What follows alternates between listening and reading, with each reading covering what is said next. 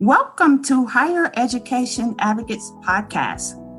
This podcast is about supporting students and families as they navigate through the post-secondary complexities of college.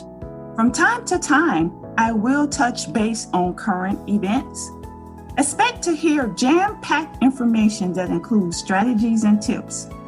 The goal is to empower families and help them make informed decisions. Expect to hear from higher education professionals, HR professionals, tax pros, mental health professionals, financial aid administrators, students, parents, plus more. My name is Teresa Harris, and I'm a college financial aid expert. I'm also the founder and owner of Scholarship Momma. I have a master's in higher education, and I am an alum of Robert Morris University in Chicago. I'm a wife, mom, and grandmother. My heart is for our youth, but the information I'm sharing is relevant for all age groups. When it comes to college, my experience as an adult student was fantastic. I was eager to learn and ready to start a new career, and the only way I could pay for college was to borrow loans. One thing I failed to realize is the impact student loans would have on my future. I borrowed thousands of dollars during my undergraduate career, and as time went on, the amount I owed ballooned. As of this recording, I'm still paying off student loans, and I completed college years ago. For the record, I don't have anything against student loans, but I do believe in responsible borrowing, which is something I didn't do. As for the podcast, expect to hear from me on a bi-weekly basis.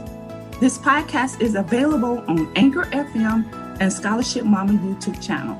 For more information, check out my website, www.scholarshipmomma.com. Welcome to Higher Education Advocates Podcast, and hello to my new listeners. Hello, friends. This week's podcast, I'm interviewing LaDonna Bracy, who is a vision board strategist. LaDonna Bracy is the founder of the Vision Board Academy and Vision Board Success for Your Business. LaDonna holds an MBA and is a woman of faith who believes that everyone has the power to obtain what they dream about. Her humorous but no-nonsense approach has helped both herself and others succeed at goals. Get ready to pray, laugh, cry, and be inspired as she shares her wisdom and her resources to help you take action on what you put on your vision board. Welcome, LaDonna. Tell us a little bit about yourself. Hey, Teresa. Thank you so much for the opportunity to be here and share with your listeners. I am what I call a vision board strategist. So I've been hosting vision board events since 2013. And so I've been in this space helping people not only create their vision boards, but do what's necessary to bring those boards to life, to manifest what they actually put on those boards. And I've been having a blast on ever since 2013. That's awesome. So tell us, what is a vision board?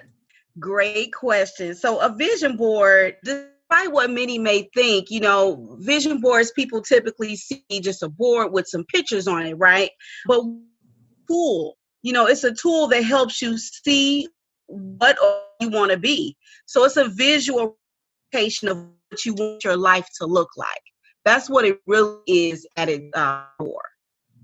Oh, okay. Because, I didn't hear about vision boards until a few years ago. And so, well, thank you for explaining that. So we're talking about vision boarding for college students. Mm-hmm. Do you think, what should a college student during this time create a vision board? Especially, why should they do that? I mean, the vision is hard to see for even us that's not in college. So should a college student create a vision board, especially during this time? That's an excellent question, Teresa. I think it's beneficial for college students to create a vision board even right now, because no matter what's going on, your vision doesn't change.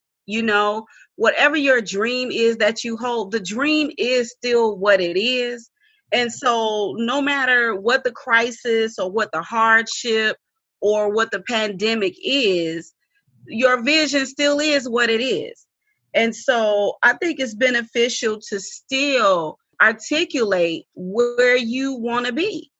It's kind of like that term, you want to be able to see where you're going. And so just because this is a rough time, for our nation, for the world right now, doesn't mean that your dreams stop. You know what I mean? So even as a college student, what is life going to look like after college? What is life going to look like next year?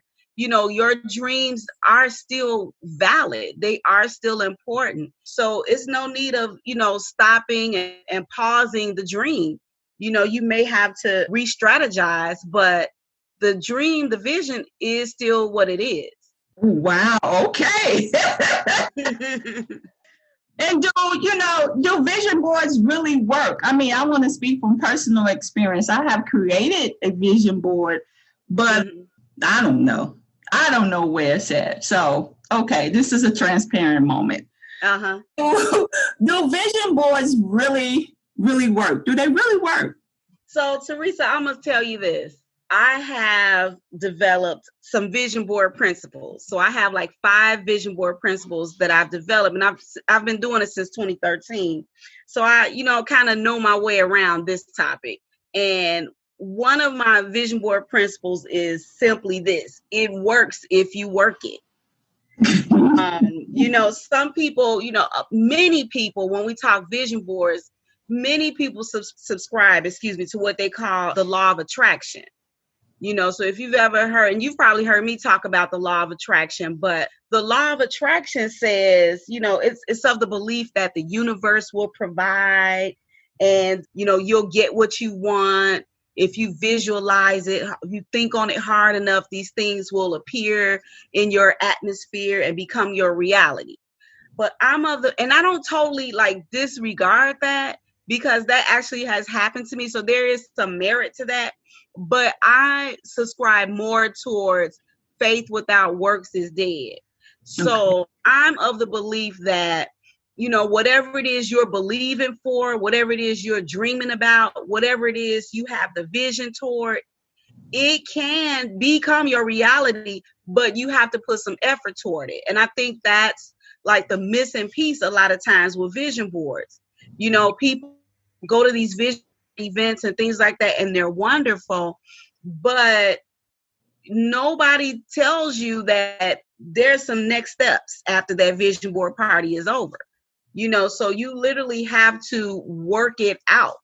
You express what the vision is, but you have to work it out. And I'll go a step further and say one of the most quoted Bible verses regarding vision and vision boards is write the vision and make it plain on the tables. But what's often left out is that he who sees it may run with it. Okay. And so not only do you have to write it out or create the board, draw it out, whatever you want to do, after that, you literally have to run with that vision. So you got to put the work behind it to make it manifest. So vision boards can work. They do work. And there are plenty of examples of how they do work. You know what I mean? So it works if you work it. Got it. Okay. Well, you gave me an earful there, and the listeners too. Let me ask you, I just want to go back to the second question that I was asking in terms of college students creating a vision board, especially during this time. And you said, we probably have to re-strategize and write down goals, some different type of goals. So my question to you, if we re-strategize, and do we put like deadlines to those goals when we want to accomplish them, or what? How do we, it's on the board. So, I mean, what do we do to make sure that we carry them out? If that makes sense. It's a number of things you can do. And you mentioned one that's really key about deadlines. And what I have started to tell people when they create their vision boards, whether you're a child, I've done vision board events for youth, college level students, everybody. And what I'm starting to say to people is put a date on it. Put a date on those dreams. You know what I mean? Because when you do that, you call it forth into the atmosphere. You know, you put your intention toward it. And so putting a date on it makes it more real. You know, and that's the case for any goal that you set, right? You want a goal to be specific and measurable and all those things, right? So putting a date on it, putting a deadline to it creates a sense of urgency for you, you know, to put the work toward making it happen by that time. Another thing that I encourage people to do is get some accountability partners. Like you need somebody checking for you, so to speak. You know, and you and I know that very well, how, you know that you need people in your corner that you can share things with, you can share those goals and dreams with, and they hold you accountable to it. Like I call it your personal board of directors or your dream team. You know, who's on your team that can hold you accountable to what you say you want to do or be. You know, so those are just a couple of things people can do, especially college students. You know, those are really easy things that they can do to help them get to their vision board finish line.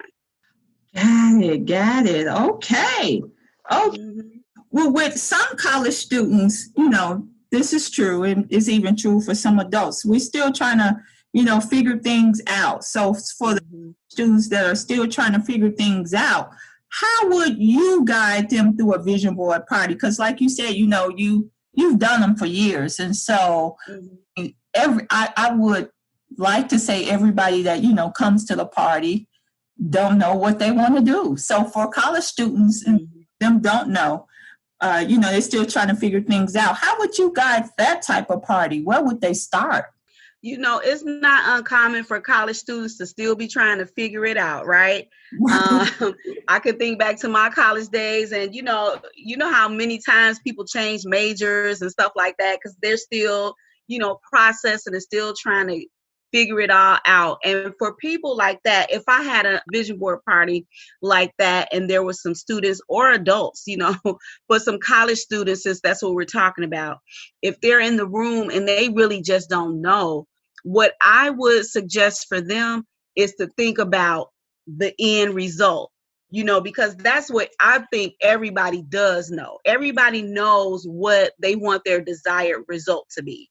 So whether that is, I want to be living in a mansion, or I want to be debt free, or I want to be able to buy a house for my mama, or I want to just be free to move about the country and make my money, let my money work for me and me not have to work so hard.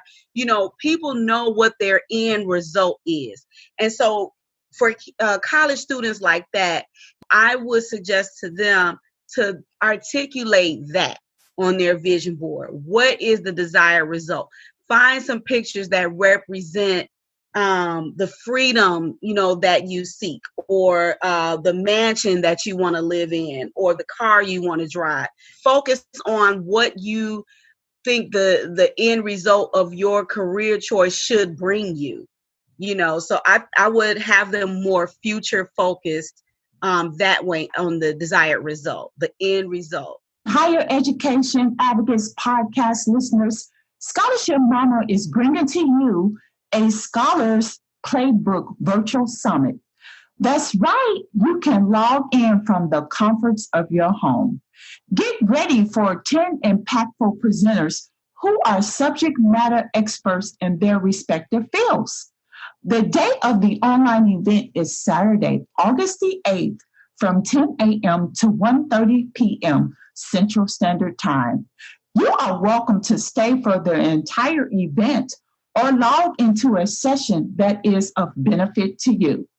Each presenter will present for 15 minutes with time for Q&A. You can register at scholarshipmomma.com/summit. That's scholarshipmomma.com/summit. SCHOLAR SHIPMOMMA.com/SUMMIT.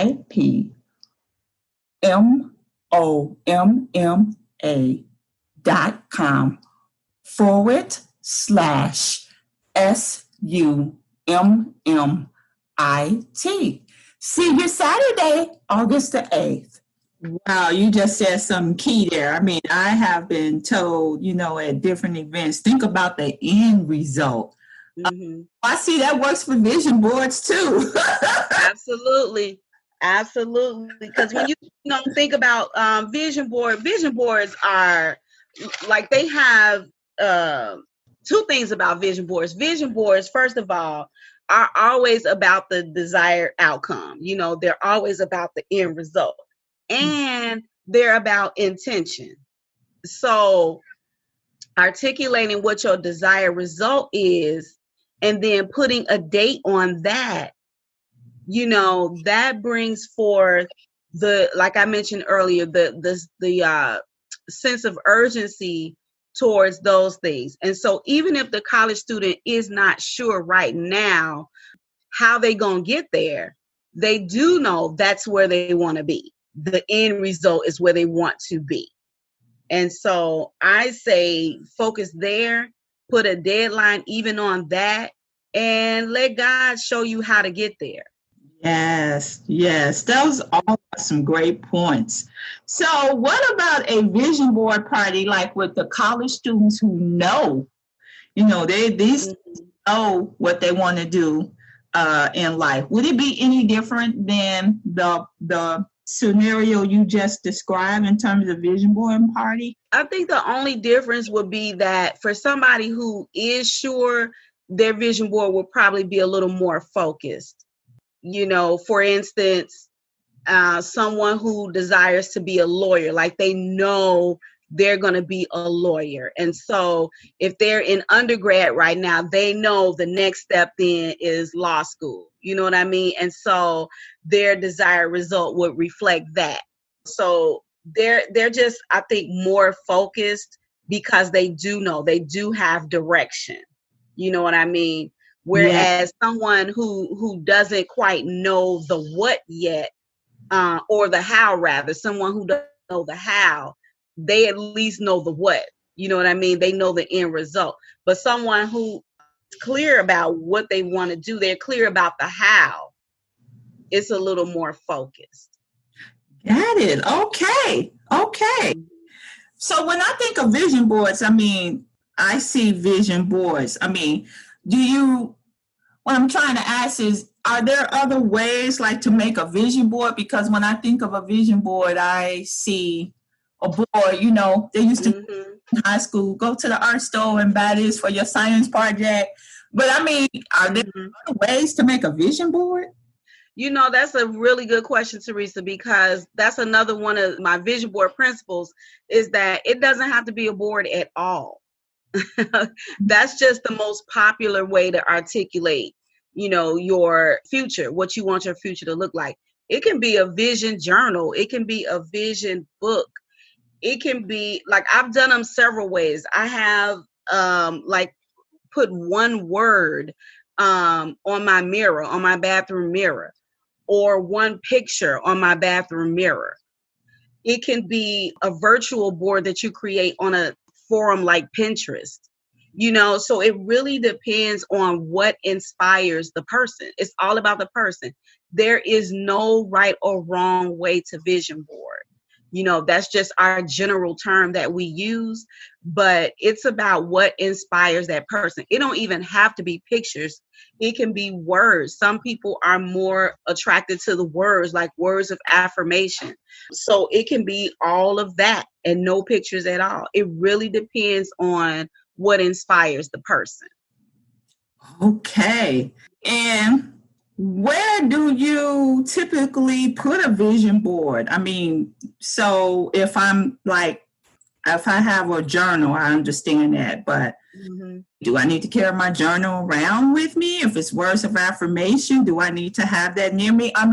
Where would I have it for me to constantly see and be reminded of my vision? It depends on the person again. typically people will put it in a prominent place in their home where they can see it every day. Okay. And so that's good to do. But I find that if you do portable things like Pinterest, or, have a picture like a screensaver on your phone, things like that you can keep close to you, to kind of help remind you of what the vision is, of what the dream is, or what the desired result is. Not only that, but there's a Facebook group for everything, so even at the college student level, they can connect themselves to like-minded people, and that's a daily reminder too of what the vision or what the dream is. So there are different ways that people can do that, where they're constantly reminded. And then also, they can do things like setting like weekly calls with their accountability partners, things like that, to help them stay in the vein, help them stay moving toward whatever the vision or the dream is. So again, some people need to carry around a journal every day. Some people don't. It really depends on the person. Got it. And Mm-hmm. I have two more questions. Okay. So students, they are busy. And Mm-hmm. think of a party, a vision board party. I mean, does it need to be a party? Do you need a party? Can somebody do this on their own? I'm just speaking for myself. I think I would need a party. But we like parties. We love our get-togethers, don't we? Yes. Well, we know college is sometimes busy. So do they for a party, or is this something that they can do themselves, maybe with a few friends, if anything? I mean, if anything, COVID-19 has taught us to be creative. Any suggestions with that?